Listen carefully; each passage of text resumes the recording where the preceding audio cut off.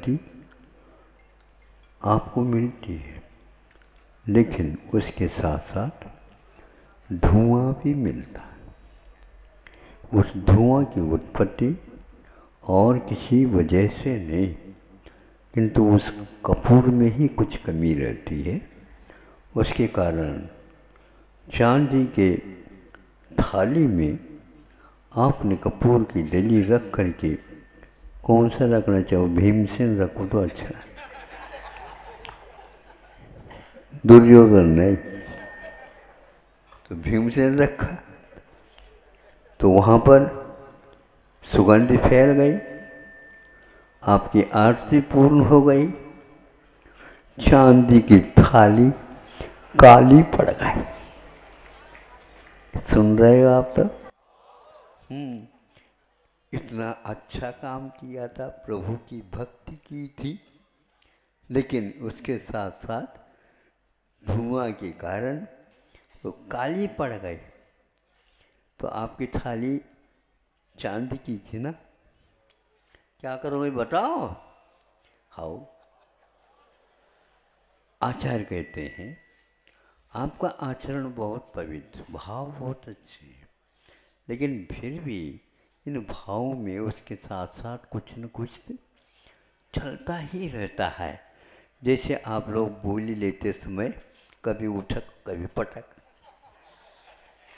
नहीं समझे?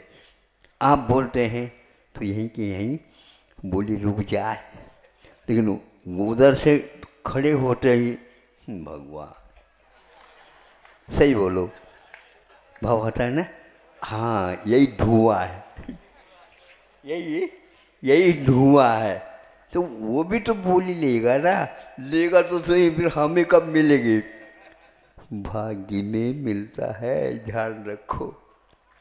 तो इसलिए कोई भी इस प्रकार ले लेता है तो उसका भी समर्थन उसके साथ हो जाना चाहिए। बहुत अच्छा, बहुत अच्छा, बहुत अच्छा, क्योंकि आपकी बोली होने से ही उन्होंने बढ़ाया है। नहीं समझे? नहीं समझे? हाँ, अब उसकी बोली बढ़ने से आप बढ़ाते हैं, तो उसकी बड़ी जो वो बोली थी उसके कारण आपने ऐसा बोला, नहीं तो अच्छा हुआ कमती में काम हो गया। नहीं समझे? मोह टूट रहा था, टूटने दो। नहीं महाराज, पसीना आता है। इस प्रकार हमारे भावों में उत्थान पतन होता रहता है परिग्रह को लेकर के। तो आचार्यों ने उन दान की क्रिया में और त्याग की क्रिया में और वह वृत्ति इत्यादि की क्रिया में जो दोष लगते हैं, उसके साथ साथ सम्यक दर्शन के बारे में भी उन्होंने कहा कि सम्यक दर्शन यदि है तो ये सब दोष भी निर्मूलन किए जा सकते हैं और उसको और आगे भी बढ़ाया जा सकता है। उसमें सर्वप्रथम व्रत लेने से पूर्व में, दान देने से पूर्व में उन्होंने कुछ शल्य रखे। उन शल्यों के बारे में आप लोगों को सोचना चाहिए। शल्य क्या है? शल्य का अर्थ जैसे कांटा है और कोई भी पैर में गड़ गया है और ऐसा गड़ गया कि आप चलने में अब सक्षम नहीं रहे, लंगड़ाते हैं, चलने की क्रिया बाधित होती है और एक पैर के ऊपर ज़्यादा भार पड़ता है, जिसमें शल्य नहीं था वह भी बहुत दुखने लग जाता है। नहीं समझे? तो जिस किसी को इस प्रकार होता हो पूछ लेना। एक आध महीने के बाद जिस पैर में दर्द नहीं रहता उसमें दर्द प्रारंभ हो जाता है और जिसके इलाज आपने किया भैया वृत्त वो ठीक हो जाता है। नहीं समझे? हाँ, यदि आप लोगों को अनुभव नहीं है, जिसको हुआ था या होगा उनको जाकर के पूछ लेना। अनुभव हमेशा हमेशा ज्ञानवर्धक होता है। अब यह निश्चित हो गई है कि शल्य से अपने को दूर होना है, क्योंकि मोक्ष मार्ग में चलते समय गति तो बिगड़ना नहीं चाहिए। तो हम धीरे धीरे पीछे तो नहीं जा रहे हैं, लेकिन आगे बढ़ने में बहुत दिक्कत हो रही है। इसको दूर करने के लिए ही आचार्यों ने निश्चल्यो वृत्ति ऐसा सूत्र का निर्माण किया है। यह आप लोगों के ऊपर बहुत बड़ा उपकार है। और निश्चल्य जो है 3 प्रकार के होते हैं, ऐसे टीकाकारों ने बताया। अथवा दूसरे पद्धति से शल्य को उन्होंने च्युवन कहा है, किंतु ज़्यादा तेज चुभन हो जाता है उसको शल्य कहा है, और थोड़ा सा होता है उसको उन्होंने कषाय कहा। कषाय के भी कई भेद होते हैं। क्रोध सल्लाए, क्रोध कषाय, मान सल्लाए, मान कषाय। इस प्रकार हल्का और भारी, हल्का और भारी, इस प्रकार उसमें तुलना की गई है। अब आप इसको परीक्षा करो कि मेरे पास जो शल्य है वो शल्य कितनी गाढ़ी है और कितनी वह हल्की है। इसके माध्यम से आपका जो परिणाम निकलने वाला कर्म निर्जरा के और प्रशस्त पुण्य बंध के बारे में भी, ये 2 जो है अपने परिणाम है। एक तो कर्मों की निर्जरा होना, जो पाप की निर्जरा होती है, और एक तो प्रशस्त ऐसे कर्म आ जाते हैं जिसके लिए पाप कर्म की निर्जरा निरंतर जारी रहती है, वो रुकती नहीं है। ऐसा जो है ये दोनों आपको हमेशा हमेशा याद रखना है। ये याद रखेंगे तो आपकी गति आगे बढ़ती चली जाएगी। बढ़े इसके लिए केवल बातों से नहीं बढ़ती। नहीं समझे? एक बोली के बाद दूसरे बोली में आपको कितनी दिक्कत आती है। हाँ, एक ही तो शून्य बढ़ाना है। हाँ, नहीं समझे? 9 की संख्या लाने के लिए तो एक शून्य की भी बढ़ाने की कोई आवश्यकता नहीं, बढ़ जाएगी जल्दी जल्दी। कम में भी हो सकती, बढ़ाने से भी बढ़ सकती,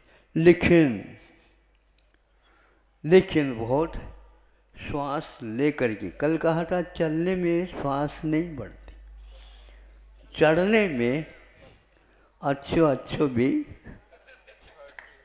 हाँ, बूढ़े जैसे क्यों चढ़ो ना। अरे अच्छी कंपनी की जो लोड है, अपने ट्रक जिसको बोलते हैं, कई जो है उसके पहिया लगे हुए हैं जिसको ट्राला बोलते हैं आप। किंतु जिस समय वह थोड़ी सी चढ़ाव आ जाए तो फिर देखो उसकी आवाज़ क्या आती है। हाँ, बिल्कुल बदल जाती है। ऐसी बदल जाती है वो भगा नहीं सकता, और पेट्रोल ज़्यादा खर्च हो जाता। पेट्रोल ज़्यादा खर्च होता है, और जो मशीन के पार्ट्स हैं अंगों पांग घिसने लग जाते हैं और कभी टूट भी जाते हैं। अब क्या करें? बताइए, रुको, वहीं रुकना पड़ेगा, उसको दुरुस्त करना पड़ेगा, रिपेयरिंग होगी तब कहीं जा कर के। अब उसमें पैसा खूब लगा, समझ में आ गए ना। हाँ, तो इसीलिए हमारा कहना है कि यह व्रतों के साथ चढ़ाव है, बहुत चढ़ाव है। एकदम हम भाग नहीं सकते। खाली ट्रक हो तो थोड़े बहुत गति रह सकती है, लेकिन वह भी ठीक नहीं है, ऐसा होता है। लेकिन इसको कोई जान नहीं पा रहा है। प्राय करके इसमें बहुत कुछ जो है हमारी हानि हो जाती है, वो हानि न हो इसलिए निश्चल्यो वृत्ति ऐसा कहा है। माया, मिथ्या और निदान। अब देखो, माया भी एक शल्य है, माया भी एक शल्य है। दान किया, व्रत लिया और कोई भी कार्य किया, उसमें यदि मायाचार विद्यमान है तो आपके लिए वह शल्य का काम रात दिन करता रहता है। आप यहाँ कहीं भी बैठ जाओ, वह शल्य चुभता ही रहता है। जैसे वह कौरव कितनी भी प्रशंसा पांडवों की करे, फिर भी भीतर ही भीतर दांत तो कटकटाते रहते। नहीं समझे? कभी कभी दांतों के बीच में जब आ जाए तो वो भी कट जाए, दूसरे को बताया नहीं जाता है, लेकिन वह होता रहता है। ये एक प्रकार से हमें शल्य बहुत कठिन है। अच्छे अच्छे व्यक्ति भी इसकी चपेट में आते रहते हैं, क्योंकि 32 दांतों के बीच में जिब्बा कहाँ तक साबुत रहने वाली है। हाँ, थोड़े से भी कंकड़ भी आ जाए तो दांत को भी काट दे और उसके साथ जिब्बा के लिए भी। तो ऐसी स्थिति में आपको भोजन भी करना है और किरकिरा भी नहीं होना है और कहीं दांत टूटना भी नहीं, और जिब्बा को कभी किसी प्रकार से फोले आदि ना आए, छाले यदि आ जाए तो फिर क्या करोगे? स्वाद ही समाप्त हो जाए। समझ में बात आ रही है? महाराज इतने जो है हमें हम याद नहीं थे, इतने हो जाएगा, सब काम हो जाए। कैसे हो जाएगा? ऐसा थोड़ी होता है। निश्चल्य होना बहुत कठिन है। जिस समय आप जैसे प्रभु बनने वाले होते हैं, सब कुछ छोड़ देते हैं तो निश्चल्य हो जाते हैं। निश्चल हो जाते हैं तो पाप की निर्जा तो जारी रहती है और पुण्य की बाढ़ नहीं चाहते हुए भी आती है। कोई कहता महाराज आप तो आशीर्वाद तो दे दो, थोड़े से पुण्य की बड़ी बाढ़ आ जाए। अरे बाढ़ आ जाते हैं तो उसके लिए ये भी चाहिए, नहीं है तो पाप की बाढ़ आ जाए। हाँ, इससे बचना बहुत अनिवार्य है। तो साधु तो बिल्कुल उसके पास तो वो आ ही नहीं सकता। पाप आ जाता है तो भी ऐसा पुण्य आता रहता है, वो साफ होता ही हाथों हाथ होता रहता है, और भीतर से पाप भी पुण्य के रूप में परिवर्तित हो जाता है।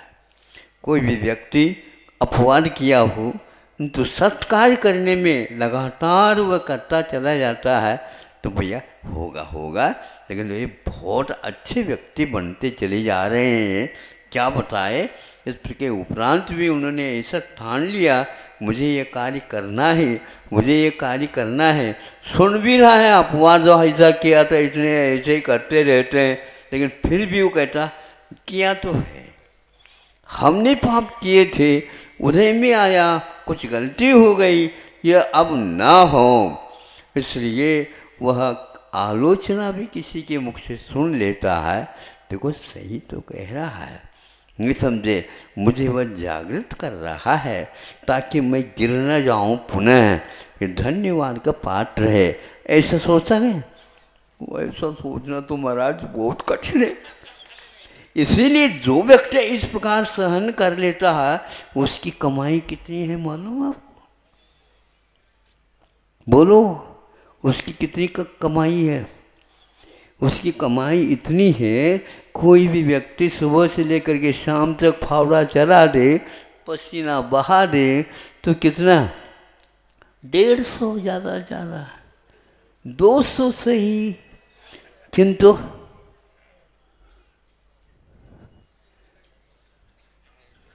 कि हस्ताक्षर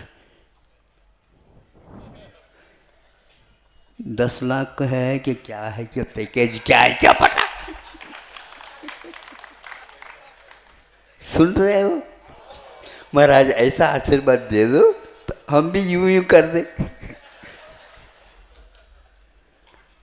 लेकिन वह व्यक्ति इस प्रकार पावरफुल है, बलशाली है, धनाढ्य है, फिर भी उसको तत्संबंधी मोह लोभ जागृत नहीं होता। इसको बोलते हैं आचार्य कि यह निश्चल्योस्ति। अपने आप को साफ रखने के लिए दूसरे के द्वारा की हुई आलोचना के ऊपर माफ कर दो। नहीं समझे, वो मुझे जागृत कर रहा है और आगे के लिए आप सावध होने के कारण गिरो नहीं, बल्कि वो आदर्श हो जाओगे। देखो ये कितना कमाल का है काम।